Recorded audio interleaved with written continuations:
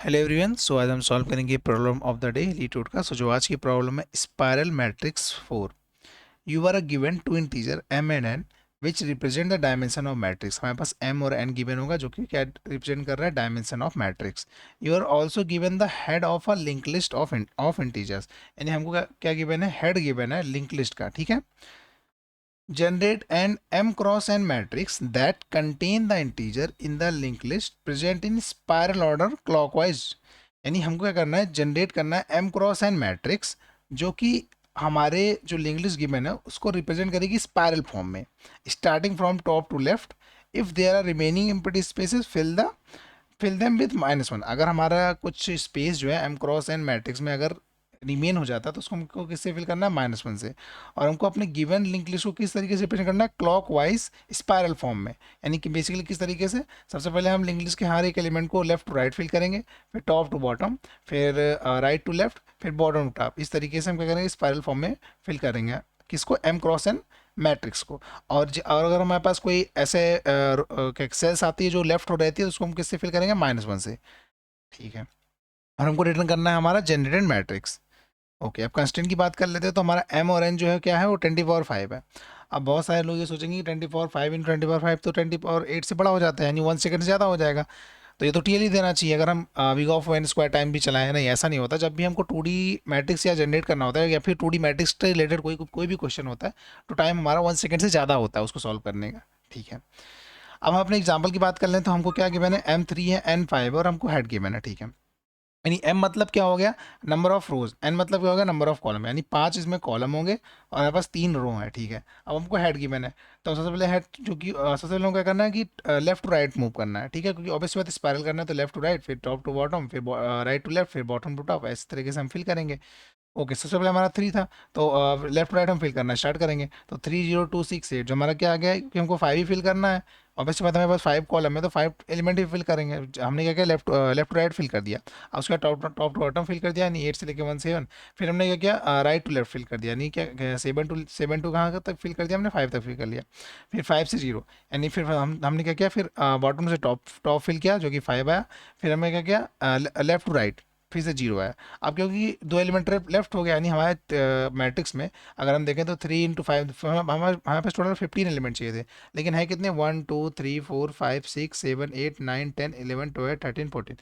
यानी हमको total 14 element हमारे पास है। ओके। तो हमको क्या करना पड़ा, जो भी हमारे पास लेफ्ट एलिमेंट है यानी जो बचे हुए एलिमेंट है उसको किससे फिल करना है, -1 से। ठीक है। बेसिकली हमारे पास टोटल ये हमारे पास 13 एलिमेंट की मैंने 14 नहीं, 1 2 3 4 5 6 7 8 9 10 11 12 13 है बस 13 एलिमेंट, यानी 2 एलिमेंट जो हमारा वो -1 से सिलाइज होगा। तो हमारा जो मैट्रिक्स का जो 3 की क्रॉस 5 की मैट्रिक्स बनेगी उसमें 2 एलिमेंट हमारा क्या है, -1 से सिलाइज हुआ है। ठीक है। यानी जो भी हमारा एम्प्टी स्पेस है उसको हमको -1 से फिल करना है। अब जैसे ये एग्जांपल हमको M1 यानी हमारे पास रो 1 है, कॉलम 4 है और हमको 0 1 2 एलिमेंट दिया हुआ है। ऑब्वियसली अगर 1 × 4 करते पास टोटल 4 एलिमेंट चाहिए, लेकिन बस 3 की बना, यानी एक एलिमेंट एक जो होगा सेल होगा वो -1 से फिल किया जाएगा। ठीक है। तो हमें सबसे पहले लेफ्ट टू राइट मूव करना है। लेफ्ट टू राइट मूव करना तो हम क्या देना है, ध्यान देना है कि हमारे पास 4 ही एलिमेंट हम क्या कर सकते हैं, हम फिल कर सकते हैं। यानी हमारे पास कोई 4 ही कॉलम है तो हम जब भी लेफ्ट राइट मूव करेंगे तो हम 4 एलिमेंट फिल कर सकते हैं। और टॉप टू बॉटम कितने एलिमेंट फिल कर सकते हैं, हम m एलिमेंट फिल कर सकते हैं। ठीक है। तो क्या किया, 0 1 2 हमने लेफ्ट राइट फिल कर दिया। हमको 4 एलिमेंट फिल करना था क्योंकि हमारे पास 4 एलिमेंट था ही नहीं, तो हमने 3 फिल किया और जो 1 लेफ्ट था उसको हमने -1 से फिल कर दिया। ठीक है। यानी हमको क्वेश्चन और गिवन एग्जांपल समझ में आया। अब हम रोज समझते हैं हम सॉल्व कैसे करेंगे। तो क्योंकि हमको स्पायरल फॉर्म में अपने जो गिवन लिंक लिस्ट है उसको स्पायरल फॉर्म में रिप्रेजेंट करना है, हम क्रॉस एंड मैट्रिक्स में। तो सबसे पहले हमको ये तो पता है कि हमको लेफ्ट राइट मूव करना है। ठीक है। फिर टॉप टू बॉटम मूव करना है, फिर राइट टू लेफ्ट मूव करना है और फिर बॉटम टू टॉप मूव करना है। ठीक है, ये तो हमको पता है। इस तरीके से हमको क्या करना है, एक लूपिंग करना है। पहले तो लूप क्या होगा, हमारा लेफ्ट टू राइट मूव करेगा, फिर टॉप टू बॉटम मूव करेगा, फिर राइट टू लेफ्ट मूव करेगा, फिर बॉटम टू टॉप मूव करेगा।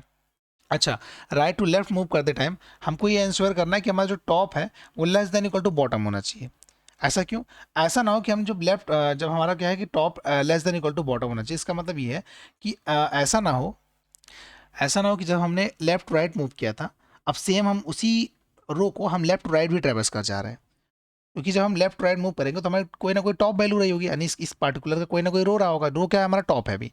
तो ऐसा ना हो कि हम सेम उसी जो रो को हम लेफ्ट राइट मतलब right to left move traverse कर जाए, ये क्या होगा 2 टाइम्स फिल हो जाएगा। तो इसको इंश्योर करने के लिए हमको हमारा जो टॉप होना चाहिए वो लेस देन इक्वल टू हमारा बॉटम होना चाहिए। और सेम हम जब हम बॉटम टू टॉप मूव कर रहे होंगे तो ऐसा ना हो कि जब हम टॉप टू बॉटम आए थे और हम सेम उसी रो को हम बॉटम टू टॉप भी ट्रेवर्स कर जा रहे हैं, तो इसको हम इंश्योर करने के लिए ऐसी कंडीशन ना हो तो हम क्या करेंगे left less than equal to right होना चाहिए। यानी हमारा जो लेफ्ट है वो लेस देन इक्वल टू, यानी हमारा अगर लेफ्ट इस तरीके से, यानी लेफ्ट हम अगर यहाँ पे बेसिकली अगर हम टॉप टू बॉटम यहाँ से जा रहे हैं तो हमारा जो बॉटम टॉप है यहाँ से यहाँ तक जाना चाहिए। तो उसके लिए कंडीशन नंबर लेफ्ट जो है less than equal to right.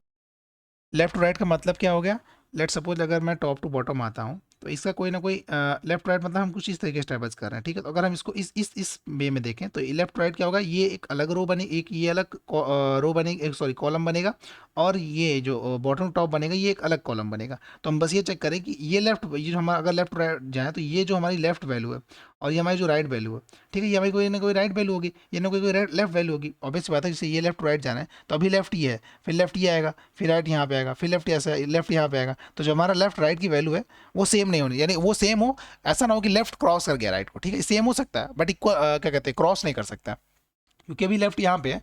अब नेक्स्ट मूव में लेफ्ट यहाँ होगा, राइट यहाँ पे होगा, नेक्स्ट मूव में लेफ्ट यहाँ पे होगा। तो हम बस ये चेक करें कि हमारा लेफ्ट और ये जो राइट है ये दोनों क्या होना चाहिए, ये इक्वल हो सकता है बट हमारा लेफ्ट राइट से ग्रेटर नहीं हो सकता है, वरना क्या हो जाएगा डुप्लीकेट हो जाएगा। सेम इस तरीके से भी हमारा टॉप और बॉटम में भी है, ठीक है। तो टॉप बॉटम में हमारा सेम चेक करना है कि अभी तो टॉप यहाँ पे, फिर टॉप यहाँ पे आएगा, फिर बॉटम यहाँ पे आएगा, फिर टॉप इस तरीके से आएगा।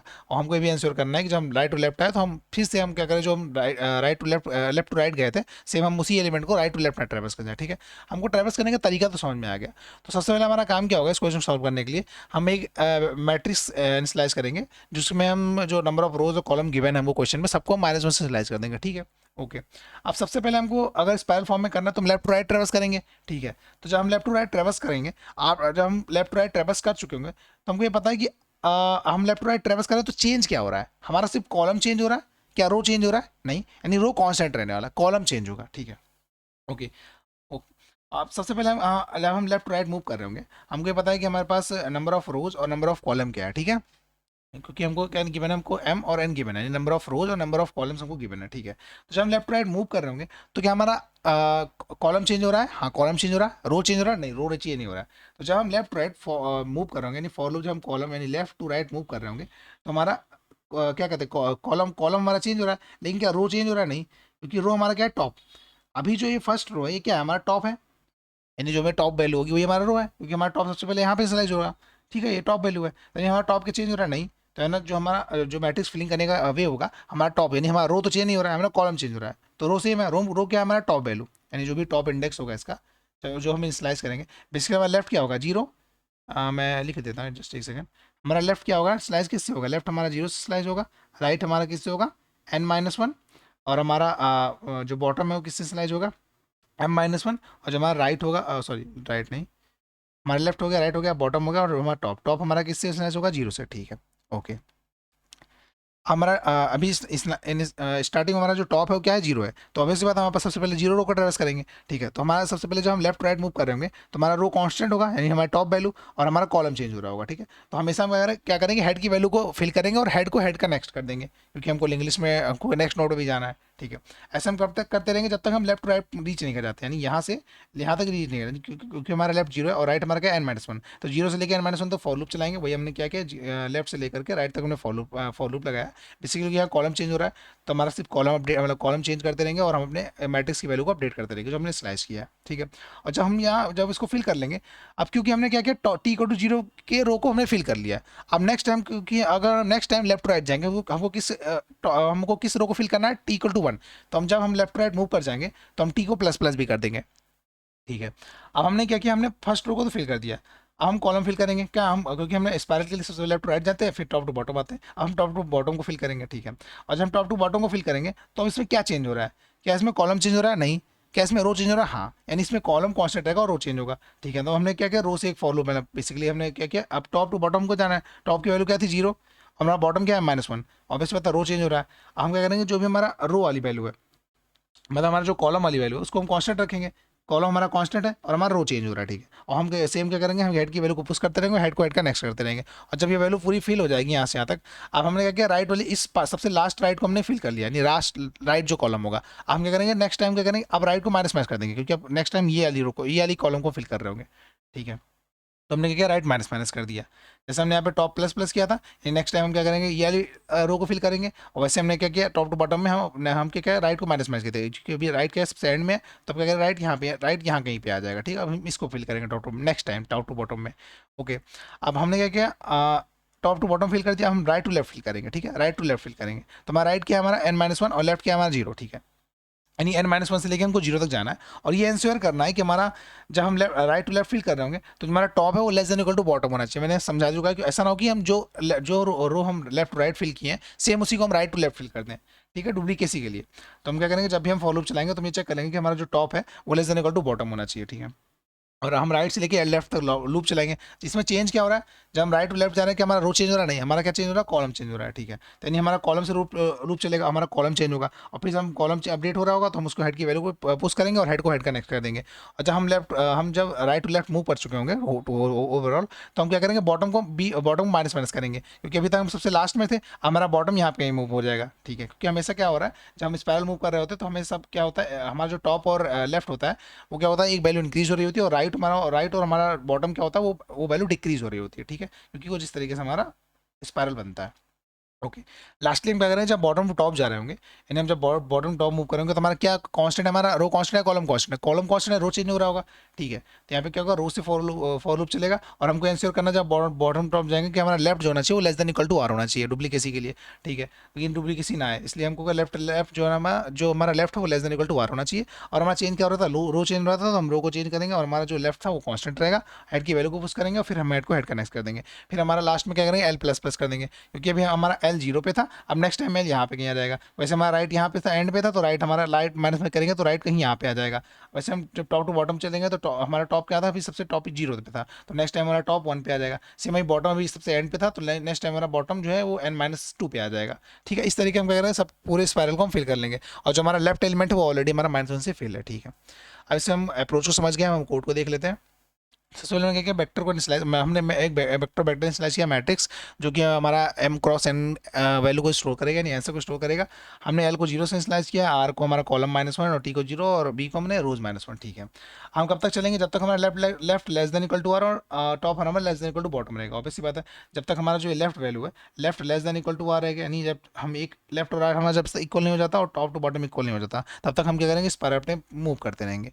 ओके, क्योंकि अगर एट टाइम ऐसा आएगा जब हम एकदम सेंटर में होंगे, हमारा लेफ्ट और राइट इक्वल हो गया होगा, टॉप टू बॉटम भी इक्वल हो गया होगा। ठीक है, इन दोनों में से कोई भी इक्वल होता है तो हम वहाँ क्या करेंगे, लूप को ब्रेक कर देंगे।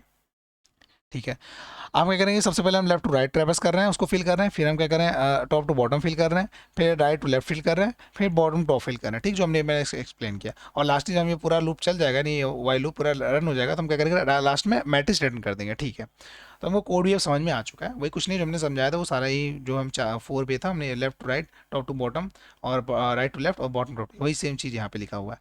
ओके, और लास्ट टाइम क्या करेंगे, आंसर को रिटर्न कर देंगे। अब इसी कॉम्प्लेक्सिटी बात करें तो हमारा जो वाइल लूप है, ये बेसिकली कितने टाइम चल रहा होगा, ये एन टाइम चल रहा होगा, और हमारा जो इनर लूप है कॉलम वाला, ये बेसिकली एन टाइम चल रहा होगा। यानी ओवरऑल टाइम कॉम्प्लेक्सिटी कितनी होगी इसकी, big of m into n, यानी m इंटू एन, ये नंबर ऑफ हमारा रोज इंटू कॉलम। ठीक है, ओवरऑल क्योंकि हमारा ये नेस्टेड लूप है, ये हमारा m टाइम चलेगा, हमारा n टाइम चलेगा, तो यानी ओवरऑल टाइम कॉम्प्लेक्सिटी होगी big of m into n. अगर स्पेस कॉम्प्लेक्सिटी बात करें तो हमने एक एक्स्ट्रा स्पेस इनिशियलाइज किया है, क्योंकि हमको इसमें आंसर स्टोर करना है, वो भी कितने का है, m इंटू एन। यानी ओवरऑल टाइम कॉम्प्लेक्सिटी इसकी होगी क्या, big of m into n, और ओवरऑल स्पेस कॉम्प्लेक्सिटी होगी big of m into N.